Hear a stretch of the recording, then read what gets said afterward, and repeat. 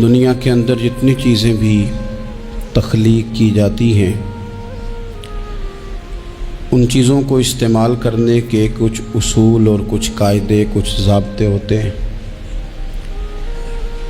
کوئی بھی مشین اگر اپنے ضابطوں اور اپنے اصولوں کے مطابق استعمال نہ کی جائے تو اس میں بگاڑ پیدا ہو جاتا ہے۔ یہ کائنات اللہ رب العزت نے تخلیق فرمائی ہے۔ اس کائنات کو بھی اگر اللہ اور اس کے رسول صلی اللہ تعالیٰ علیہ وسلم کے دیے ہوئے اصولوں کے مطابق چلایا جائے گا تو بگاڑ پیدا نہیں ہوگا۔ جب لوگ دھرتی رب کی ہو، زمین اللہ کی ہو، بندے اللہ کے ہوں، لیکن نظام اللہ رسول کا رائج نہ کیا جائے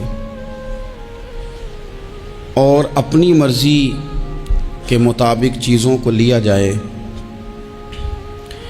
تو پھر بڑی کوشش کے باوجود بھی معیشت، معاشرت، سکون، امن، عدل یہ چیزیں قائم نہیں ہوتی۔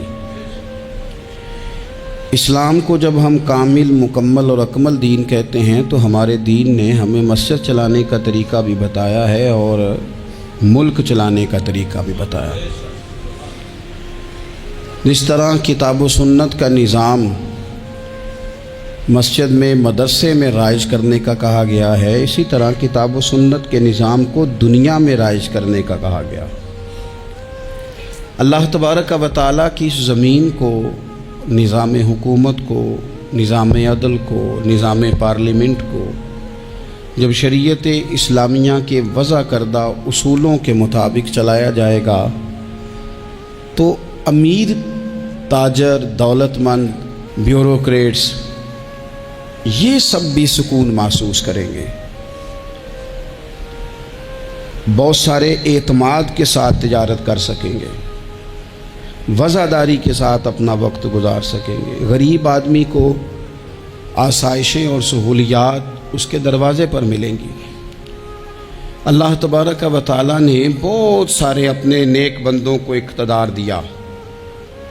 رب کریم نے حضرت داؤد علیہ السلام کو ملکوں کا بادشاہ بنایا، حضرت سلیمان علیہ السلام کو اللہ تعالیٰ نے اقتدار دیا، اللہ تعالیٰ نے حضرت یوسف علیہ السلام کو اقتدار عطا فرمایا، اور پھر قربان جائیں اللہ تعالیٰ نے میرے نبی کریم علیہ السلام کو اقتدار عطا فرمایا۔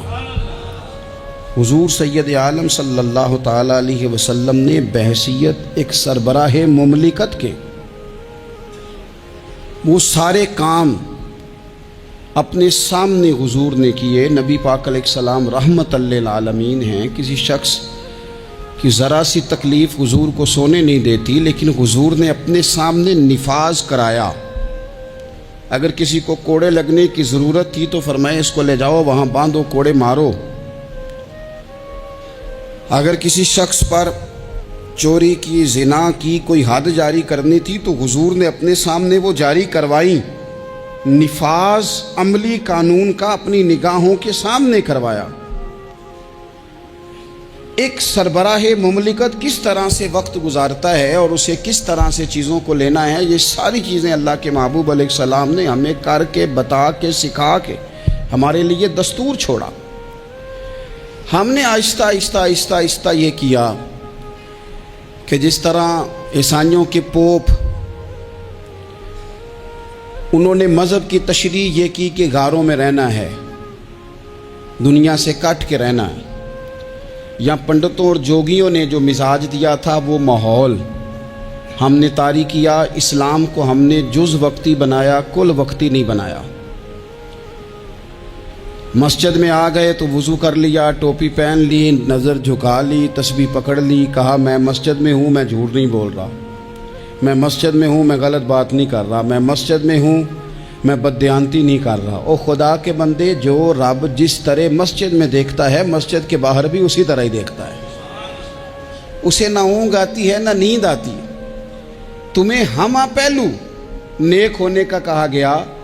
اسلام نے اپنے ماننے والوں کو جو جذبات دیے، میں آپ کو بڑی ذمہ داری سے کہتا ہوں، حساس ہو کے بات کرتا ہوں کہ مساجد میں مدارس میں جب کوئی سیاسی بات کی جاتی ہے تو واقعی بعض لوگوں کو ٹھیک نہیں لگتا. کیونکہ کیوں ٹھیک نہیں لگتا؟ وہ اس لیے ٹھیک نہیں لگتا کہ وہ کہتے ہیں یار تھک گئے ہیں سارا دن تبصرے سن کے، وہاں بھی سیاسی باتیں، یہاں بھی. یہاں سے ہمیں کوئی خاص روحانی بات سننے کو ملے جو ہمارے دل کے سکون کا باعث بنے، کوئی خاص تازگی والی بات سننے کو ملے. لیکن میں آپ کو یہ بھی بڑے احساس کے ساتھ بات عرض کرتا ہوں، یہ جذبہ غلط نہیں ہے.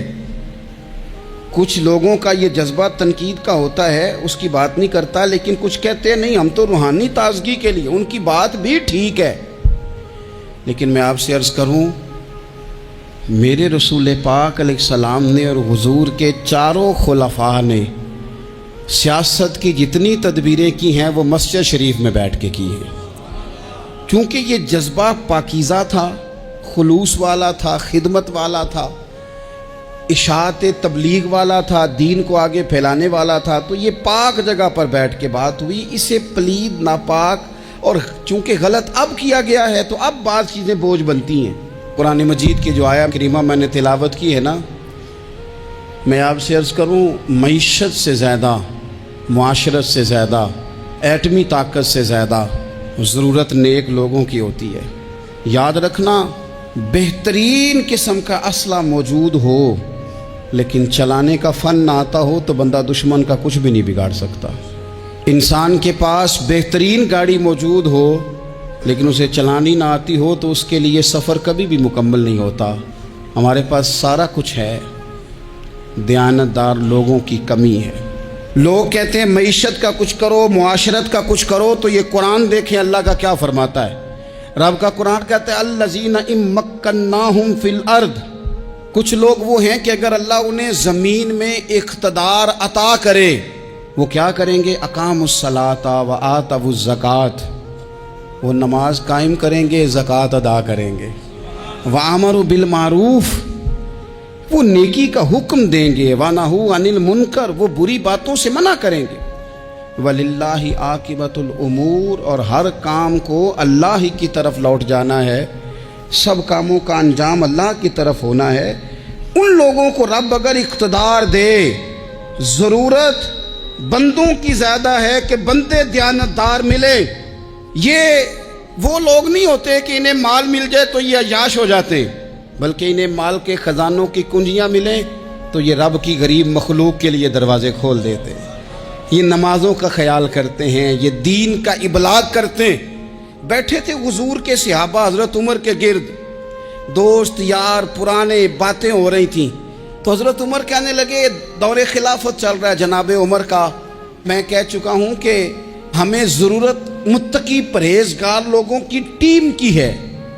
ان لوگوں کی ضرورت ہے جن کے دل میں درد ہو، جو تقوی والے ہوں، جو مخلوق خدا کے بارے میں گنجائش رکھتے ہوں. حضرت عمر کے گرد دوست آپ بیٹھے ہیں تو حضرت عمر کہنے لگے چلو اپنی اپنی کوئی خواہش ہی بتاؤ. تو چونکہ حالات بڑے خراب تھے، قحط کا دور تھا، بعض جگہوں پہ غریبوں کو بڑی مشکل تھی، تو سب لوگوں نے صدقات اور خیرات کی ہی بات کی. ایک صاحب کہنے لگے میرا دل کرتا ہے کہ زمین غلے اور اناج سے بھر جائے ساری اور میں اللہ کی مخلوق میں بانٹ دوں. تو دوسرے نے کہا میرا دل کرتا ہے سونے چاندی سے زمین بھرے اور میں رب کی مخلوق پر تقسیم کر دوں.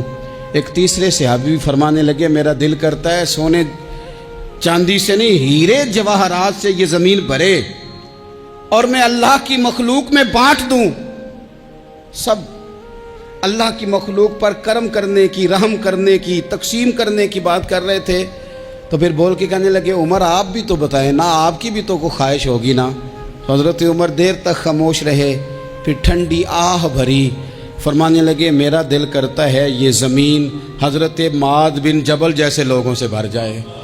میرا دل کرتا ہے یہ زمین حضرت حذیفہ بن یمان جیسے لوگوں سے بھر جائے. میرا دل کرتا ہے یہ زمین حضرت ابو عبیدہ بن جراح جیسے لوگوں سے بھر جائے. یہ زمین ان لوگوں سے بھر جائے اور میں پھر ان سب لوگوں کو ساتھ ملا کے زمین پہ رب کی اطاعت کا چلن عام کر دوں، لوگوں کو رب رسول کا فرما بردار بنا دیا جائے. خیر والے لوگوں سے زمین بھرے، میری خواہش یہ ہے. جب خیر والے لوگوں سے زمین بھر جاتی ہے پھر معیشت بھی ٹھیک ہو جاتی ہے، معاشرت بھی ٹھیک ہو جاتی ہے. دفاعی محاذ پر بھی لوگ کامیاب ہو جاتے ہیں، تعلیم اور صحت کے شعبوں میں بھی مضبوطی آتی ہے۔ شرط یہ ہے، تم نے پوچھی ہے امامت کی حقیقت مجھ سے، خدا تجھے میری طرح صاحب اسرار کرے، ہے وہی تیرے زمانے کا امام برحق جو تجھے حاضر و موجود سے بیزار کرے اور موت کی شکل میں دکھلا کے تجھے رخ یار زندگی تیرے لیے اور بھی دشوار کرے۔ وہ لوگ جو مضبوطی لائیں معاشرے میں، جن کا علم، بردباری، تقوی، یہ چیزیں مضبوطی، ہمارے ہاں کوئی منصوبہ بندی نہیں۔ جن بیچاروں کے کشکول کل پھیلے تھے ان کے آج بھی پھیلے ہیں۔ کسی بھی اشارے پر 2 منٹ کے لیے بریک لگتی ہے تو 4 بھکاری آپ کی گاڑی کا شیشہ بجاتے ہیں۔ اب بعض اشاروں پر، ٹول پلازوں پر لکھ کے لگا دیا گیا ہے یہ پیشہ ور بھکاری ہیں، ان کو خیرات نہ دیں۔ لیکن میرا سوال یہ ہے کہ ان سارے بھکاریوں کو ایک جگہ پہ کھڑا کر کے پوچھنا کس نے ہے کہ تم بھیک کیوں مانگ رہے ہو؟ ان کے گھروں تک ان کے ساتھ کس نے جانا ہے؟ کون آدمی ہے جو جا کے ان سے کہے گا کہ جناب تم کیوں خیرات کے لیے کھڑے ہو، تمہاری مجبوری کیا ہے؟ کہ ریاست کی، حکومت کی، تاجر کی، مالدار کی، تگڑے آدمی کی یہ ڈیوٹی نہیں؟ ان تک رسائی کس نے حاصل کرنی ہے؟ وہ بیوہ جو پچھلے سال دروازے پہ زکوٰۃ لینے آئی تھی وہ اس سال بھی آئی ہے، وہ خاتون جسے پچھلے سال آٹے کا تھیلا دیا تھا وہ اس سال بھی آئی ہے، وہ خاتون جو پچھلے سال 4 بچوں کو ساتھ لے کر کے چھوٹوں کو آئی تھی وہ آج بھی اسی طرح کشکول طلب دراز کیے ہوئے ہے۔ اور حضرت عمر کیا فرماتے ہیں؟ سیدنا فاروق اعظم رضی اللہ تعالیٰ عنہ ارشاد فرماتے ہیں، اس کو امام بہقی نے اور امام سیوطی نے نقل کیا ہے، حضرت عمر فرمایا کرتے تھے کہ اگر میں زندہ رہا تو عراق والوں میں تمہاری بیواؤں کے لیے ضرورت کا اتنا سامان کر جاؤں گا کہ بی بی جب تک زندہ رہے گی کسی کی محتاج نہیں ہوگی۔ اس کے لیے اس طرح کے اسباب پیدا کر دیے جائیں گے کہ اسے حاجت نہیں ہوگی، اس کے لیے مستقل بنیادوں پر اس کے اخراجات دیکھ کر اس کے لیے اہتمام کر دیا جائے، اسے دوبارہ کشکول طلب دراز کرنے کی ضرورت نہیں پڑے گی۔ ایک صحابی تھے حضرت جناب سیدنا خفاف بن ایما غفاری رضی اللہ تعالیٰ، انہوں نے بڑا کردار ادا کیا تھا میدان احد میں، انہوں نے اور ان کے صاحبزادے نے۔ تو ان کی بیٹی ایک دن حضرت عمر کے پاس آئی، اب وہ بیٹی بیاہ کے جا چکی تھی، اس کی شادی ہو گئی تھی۔ حضرت خفاف بن ایما رضی اللہ تعالیٰ عنہ کی صاحبزادی اپنے سسرال چلی گئی تھی، وہاں اس کا خامد انتقال کر گیا، وہ خاتون واپس آ گئی، وہ حضرت عمر سے ملی، بیوہ عورت۔ اس بیوہ خاتون نے آ کے یہاں تو میرے بھائی وہ فوجی بیچارے جن کی بیویاں، جن کو ایک تقریب میں تو خوب ایوارڈ دینے کے لیے بلایا جاتا ہے، میں نے یتیمی کا وقت گزارا ہے، مجھے پتہ ہے کہ 2-4 مہینے لوگ آ کے کہتے ہیں کوئی حکم ہو جاتے 10 آ جے، پھر جب 1 سال گزر جاتا ہے تو پھر لوگ کہتے ہیں 4 بھرا نے کام کیوں نہیں کر دے؟ تو ایسے تو نہیں نا کہ ابا ایسے ہی چلا گیا تھا، بڑا کچھ دے کے گیا ہے، کدھر ہے فلانی چیز؟ لوگوں کا نظریہ تھوڑے عرصے کے بعد اور ہو جاتا ہے۔ آپ نے بڑے بڑے شہداء کے گھروں میں ایوارڈ تو دیے، کیا کبھی آپ نے پلٹ کر دوبارہ غور کیا کہ ان کے بچے کہاں ہیں، ان کی بیوہ کس حال میں ہے؟ وہ زمانے کی تیز دھوپ اور تیز آندھی کا مقابلہ کیسے کر رہے ہیں؟ بغیر باپ کے جو انسان کو کھلے آسمان تلے وقت گزارنا پڑتا ہے وہ کتنا کو مشکل ہوتا ہے، وہ کس طرح ٹائم گزار رہے ہیں، یہ کبھی سوچا لوگوں نے؟ یہاں تو نرنگیے سیاست دوران تو دیکھیے منزل انہیں ملی ہے جو شریک سفر نہ تھے، جو نکلے ہی نہیں تھے وہ منزل تک پہنچ گئے، اور جنہوں نے جوانیاں گزار دی وہ رستے میں رہ گئے۔ حضرت خفاف بن ایما کی صاحبزادی بیوہ ہو کے آ گئی، بچے ساتھ تھے، سرے راہ جناب عمر سے ملی اور مل کے کہنے لگی حضور میں اس صحابی کی بیٹی ہوں جنہوں نے احد والے دن اپنے بیٹے کے ساتھ مل کے محاصرہ کیا تھا، بچے میرے یتیم ہو گئے ہیں، میں بیوہ ہوں۔ حضرت فاروق اعظم رضی اللہ تعالیٰ عنہ نے فہرست نہیں مانگی، خرچے کی ڈیٹیل نہیں مانگی، تم آنا فلانے سے ملنا، پرسوں 9 بجے آ جانا دفتر، یہ کوئی بات نہیں کی۔ حضرت عمر غور سے کھڑے، اس بیٹی کی بات سنی، छम छम सैयदना फारूक की आंखों से आंसू गिरे, दौड़ के घर गए, एक ऊंट निकाला, वहाँ से माल गनीमत का माल के भर के 2 बोरियां, और बोरियों में क्या था? चांदी भी थी, नगदी पैसे भी थे, कुछ ज़रूरत का सामान भी था, गल्ला भी था। 2 बोरियां भर के ऊंट पे रख के खुद लगाम उस बेटी के हाथ में थमा के का पुत्र सामान भी तेरा है, ऊंट भी तेरा है, और ये ना समझना यही कुछ तुझे दिया है, जब ये खत्म होगा तो रब तेरे लिए और बंदोबस्त फरमाएगा। क्या माना? कि ड्यूटियां लगा दी गई हैं, हमें पता है ये सामान कब तक ख़त्म हो जाएगा, पैसे कब तक ख़त्म हो जाएंगे, तेरे लिए मैंने नए हुक्म भी जारी कर दिए हैं। एक शख्स ने कहा, हुजूर एक बेवा को आपने कुछ ज़्यादा ही नहीं दे दिया? यहाँ लोग सियासी तकसीम नहीं करते, थोड़ा काम वाले को दे दो, थोड़ा चौकीदार को दे दो, थोड़ा गली मोहल्ले में दे दो, थोड़ा रिश्तेदारों में दे दो, सब हमारे एहसान के नीचे रहेंगे। कहा एक ही खातून को आपने इतना नहीं दे दिया? तो हजरत उमर नाराज हो गए, फरमाने लगे, तुझे तेरी मार होए, मेरी नज़रों में आज भी वो जलवा मौजूद है जब इसका बाप और भाई मैदान उहद में काफिरों के खिलाफ लड़ाई कर रहे थे, आज तक मेरी नज़र में मौजूद है। तू कहता है मैंने ज़्यादा दे दिया? औलाद किसे नहीं प्यारी होती? बच्चों को देख देख के बंदा कलेजा ठंडा करता है, औलाद को देख देख के आंखों को सुकून होता है, इंसान की तबीयत शाश बशाश होती है। हज़रत उमर वजीफ़ा लगाने लगे तो हुजूर के घर में खिदमत करने वाले हज़रत उसामा बिन ज़ैद का वजीफ़ा डबल लगाया और अपने बेटे अब्दुल्ला इब्न उमर का वजीफ़ा सिंगल लगाया। तो हज़रत उसामा बिन ज़ैद कहने लगे, अब्बा जी मैंने तो हिजरत भी की, जिहाद भी किया, उसामा तो उन दिनों बच्चे थे। तो हज़रत सैयदना उमर फ़ारूक जवाब में कहने लगे, पुत्र उसामा के वालिद ज़ैद ने भी हुजूर के घर में नौकरी की, उसामा भी नौकरी कर रहा है। हज़रत उमर की शान क्या है ज़माना जानता है, पर फिर भी हज़रत उमर फरमाने लगे, तूने अपने बाप के साथ हिजरत की, फरमाया उनकी खिदमत ज़्यादा है हुजूर के घर में, लिहाजा उनका वजीफ़ा भी ज़्यादा लगाया जाएगा। हमारे यहाँ हम ना मेरिट करना चाहते हैं, पर दूसरों के लिए, अपने ऊपर किसी मेरिट को हम काबिल कबूल बिल्कुल नहीं। ये मैं सौदा खालस लेना चाहता हूं दुकान से, तो आप बताएं, आप जो सौदा बेचते हैं वो खालस ही बेचते हैं? आपको तो खालस चाहिए, लेकिन आप भी तो कुछ ना कुछ बेचते हैं, आपका खालिस है। अगर आप खालिस बेच रहे हैं तो इंशाल्लाह मिलेगा भी खालिस। चादरें आई थी माले गनीमत में, ढेर सारी चादरें, ढेर सारी। हज़रत उमर ने सहाबा किराम अलैहिम रिदवान की अज़वाज पर, सहाबियात पर वो चादरें तकसीम कर दी। एक चादर बड़ी खूबसूरत निकली अंदर से, तो सब कहने लगे, हुजूर ये ना खातून अव्वल के लिए सूट करेगी, आपकी अहलिया के लिए सूट करेगी, कभी आप घर ले जाएं ना, ये सबसे बेहतर है। तो ये हज़रत उमर की बालग नजरी है, वो क्या बंदा हुआ जिसकी हर जगह नजर ही ना हो। हज़रत सैयदना उमर फ़ारूक रज़ी अल्लाह तआला अन्हु कहा, जनाब ये चादर बड़ी हसीन है, आपके घर वालों पे जचेगी। तो हज़रत उमर फरमाने लगे, नहीं, एक सहाबिया है हज़रत उम्मे सुलैत रज़ी अल्लाह तआला अन्हा, उन्हें बुलाओ, ये चादर उन्हें दूंगा। हुजूर उस खातून को ये चादर देने की वजह भी तो बयान करें।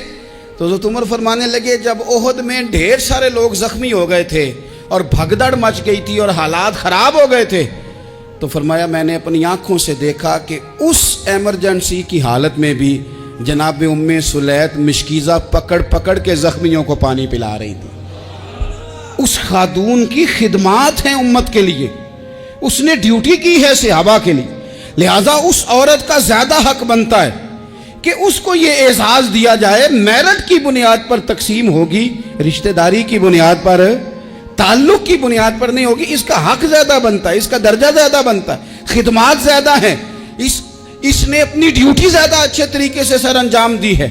जब तक चीज़ें आप वुसअत कल्बी नहीं लाते अपनी तबीयत में, जब तक आप गुंजाइश ज़्यादा पैदा नहीं करते, उतनी देर तक हालात उस तरह के नहीं होते। फिर एक और मुसीबत बन गई है, वो मुसीबत है लेवल की।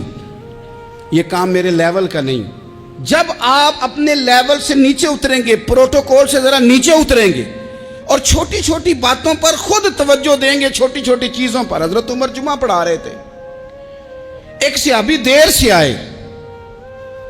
اب یہ نماز کا پوچھنا, جمعے کا پوچھنا, مطلب حکمران صاحب تو اوپر لیول کے ہیں, وہ تو پوچھیں گے کہ جناب میرے ساتھ تو آپ قومی سطح کا بندہ بٹھائیں, یہ والی باتیں.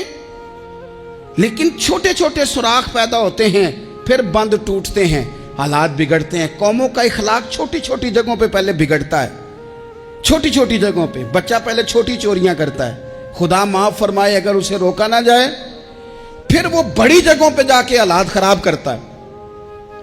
حضرت عمر فاروق ایک صحابی دیر سے جمعہ پڑھنے آئے تو حضرت عمر نے بعد میں بلا لیا, فرمایا تم اتنے سمجھدار آدمی ہو کہ اگر جمعے میں دیر سے آؤ گے تو باقی لوگوں کا کیا بنے گا؟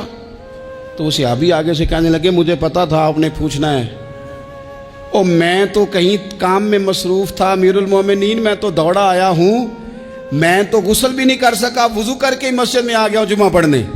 تو حضرت عمر فاروق ان کی بات سن کے خوش ہوئے, فرمانے لگے رب تیرا بھلا کرے, اس طرح کرنا, آئندہ جمعہ پڑھنے آنا تو غسل کر کے آنا. میرے نبی پاک نے غسل کرنے کا ارشاد فرمایا جمعے والے دن, غسل کر کے آنا. ان باتوں کا بھی یعنی حکومت کے قومی معاملات اور عالمی نقطہ نظر بھی ان کے ذہن میں ہے, اور یہاں تک جو باریک چیزیں یعنی حضرت عمر فاروق گزر رہے تھے تو کسی باغ کے کونے میں کھڑے ہو کے کچھ بچے چھوٹے چھوٹے بچے وہ کھجوریں اکٹھی کر رہے تھے. تو حضرت عمر نے کہا کس کے باغ میں لگے ہوئے ہو؟ سب بچے دوڑ گئے. تو حضرت سنان بن سلمہ فرماتے میں ابھی چھوٹا تھا, میں کھڑا ہو گیا تو میں نے کہا حضور ہم نے توڑ کے نہیں کھجوریں کھائیں, گری ہوئی کھائی ہیں, اور آپ کو پتہ ہے جو رستے میں گر جائیں وہ اٹھانی ناجائز نہیں ہوتی, تو حضور یہ گری ہوئی کھجوریں کھائی ہیں. تو کہتے ہیں حضرت عمر فاروق بچے کی بات سن کے کہنے لگے رب تیرا بھلا کرے, تو نے صحیح بات کی طرف میری توجہ کرا دی ہے, اللہ تیرا بھلا کرے. اور پھر حضرت عمر رضی اللہ تعالیٰ عنہ اس چھوٹے سے بچے کے پاس کھڑے ہو گئے. کون؟ کس کے پاس؟ نہیں, خواب تو نہیں دیکھ رہے میں اور آپ. حکمران وقت 22 لاکھ مربع میل کا حکمران بچے کے پاس کھڑے ہو گئے, چھوٹے بچے کے پاس. دکان پہ غریب آدمی چڑھ آئے نا, دکاندار صاحب اللہ ماشاءاللہ ان کا مزاج خراب ہو جاتا ہے. وہ تیسری چیز کہ نا وہ والی دکھاؤ تو کہنے لینیاں تے لے تو جا, اور اگر تگڑا بندہ آ جائے تو کہتے ہیں جناب آپ اس طرح کریں نشاندہی کر دے, میں انشاءاللہ خرید کے لا کے پیش کر دوں گا. مزاج بدل جاتا ہے. غریبوں کے پاس, چھوٹوں کے پاس, عام آدمی کے پاس آپ جائیں. ہمارے حکمرانوں کا غریب آدمی سے گیپ بہت زیادہ ہے, پیروں کا غریب آدمی سے گیپ بہت زیادہ ہے, بڑے علماء کا عام آدمی سے گیپ زیادہ ہے, تاجروں کا عام آدمی سے گیپ زیادہ ہے, شیشے کے بڑے بڑے محلات میں سوسائٹیوں میں بسنے والوں کا غریبوں سے گیپ زیادہ ہے. اس لیے امیر غریب کی تفریق بڑھ گئی ہے, حالات اور طرح کے ہو گئے. بعض غربا امیروں سے نفرت کرنے لگ گئے. ہماری شادی بیاہ تقریبات افطاریاں ان میں ہم اپنے لیول کے لوگ بلاتے ہیں جن سے ہمیں کاروباری ضروریات وابستہ ہوتی ہیں.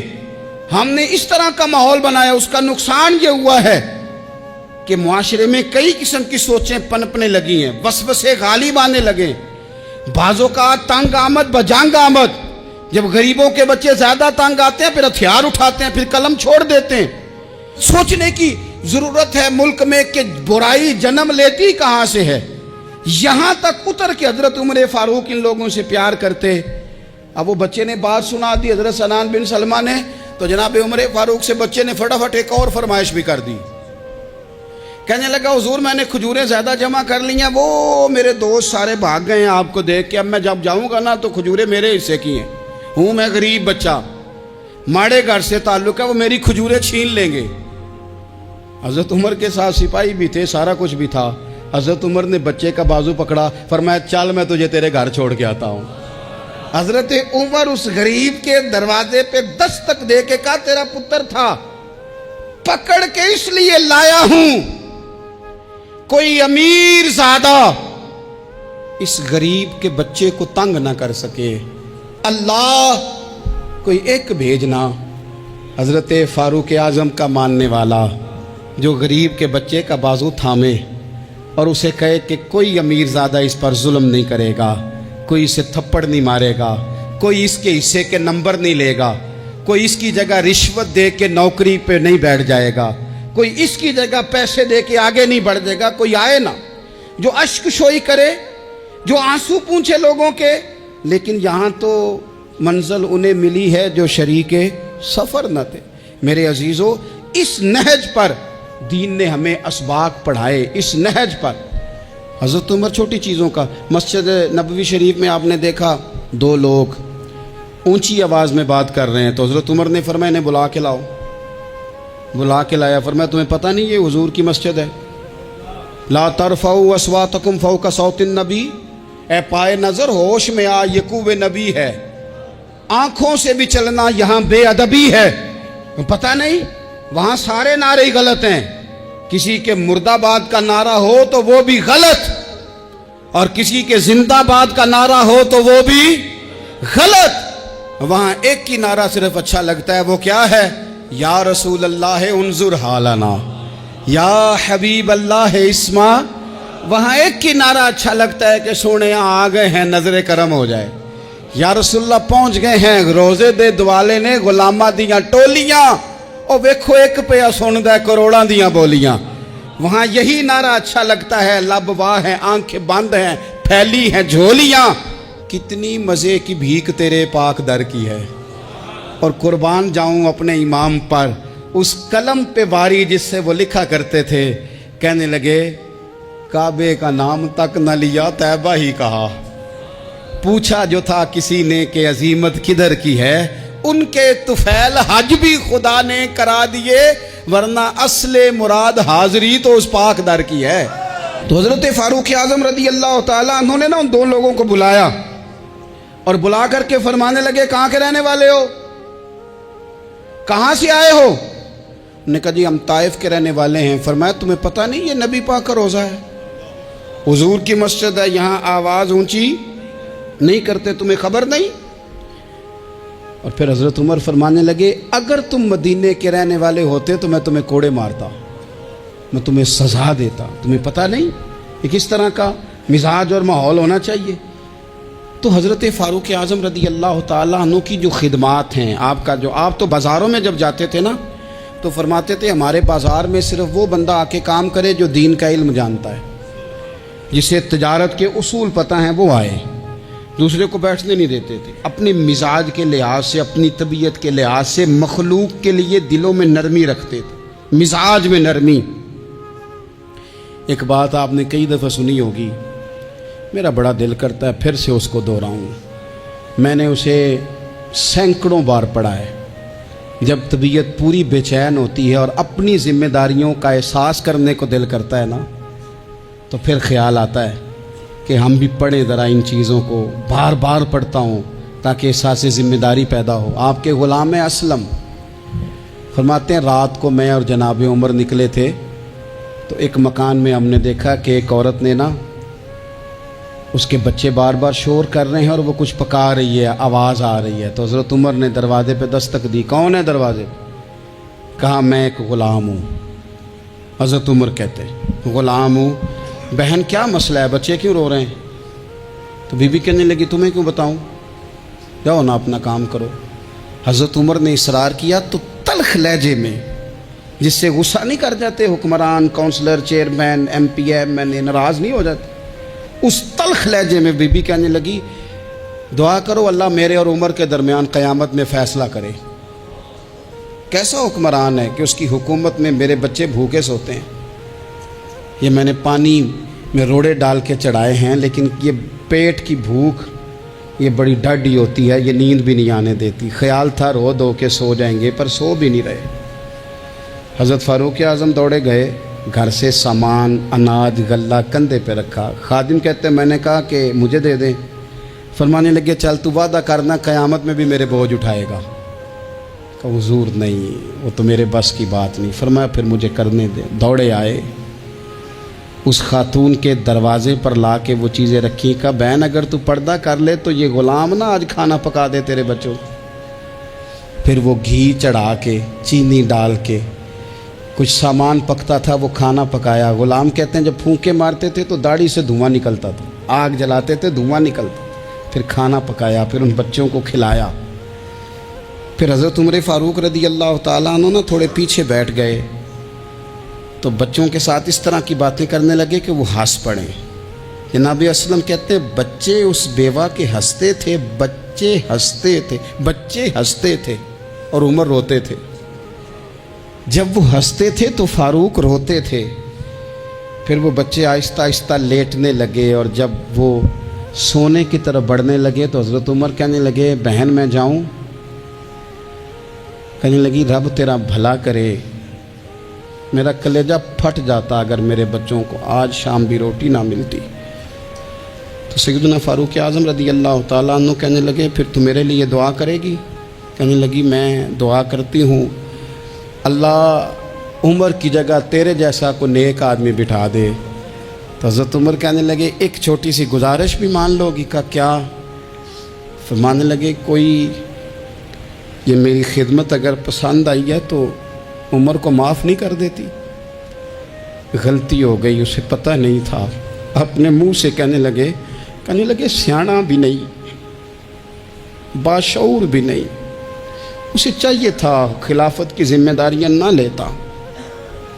لیکن حضرت صدیق نے کہا تو وہ مان گیا، لیکن بہن میں اسے جانتا ہوں، بزدل بڑا ہے، کمزور بڑا ہے، ضعیف بڑا ہے، اگر تو قیامت میں اس کی شکایت لگائے گی تو بڑا کمزور پڑ جائے گا، اس کے لیے مشکل ہو جائے گا۔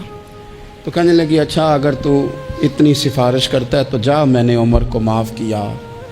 حضرت فاروق اعظم نے چہرے سے کپڑا ہٹایا تو بی بی کہنے لگی اوہو آپ عمر ہیں؟ آپ فرمانے لگے میں جو بھی ہوں تو وعدہ کر چکی ہے کہ تو نے عمر کو معاف کیا۔ پھر باہر نکلے اور اپنے خادم جناب اسلم سے کہنے لگے 2 بندے اور بلا اور انہیں گواہ بنا کہ میں نے اس غریب کے روتے بچے ہنسائے ہیں، تو جا کے ان کو بتا میں نے وہ ہنسائے ہیں، اس کے بھوکے بچوں کو میں نے روٹی کھلائی ہے، اور تو گواہ ہو جا کہ اس بی بی نے خود کہا ہے بغیر جبر کے، میری گزارش پہ کہا ہے کہ میں نے عمر کو معاف کیا۔ کیوں نہ ہم بھی اپنی ذمہ داریوں کا احساس کر لیں، کیوں نہ ہم بھی جہاں جہاں ہماری ڈیوٹی ہے ہم بھی وہاں غور کر لیں، کہیں ایسا تو نہیں کہ ہم بھی کمزور پڑ گئے ہیں، ذمہ داری تو لے لی ہے پر اب ہم ادا نہیں کر پا رہے، ورنہ وہاں سے معافی لے لیں۔ اللہ تعالیٰ سیدنا فاروق اعظم کا فیضان عطا کرے۔ آخر دعوایا ان الحمدللہ۔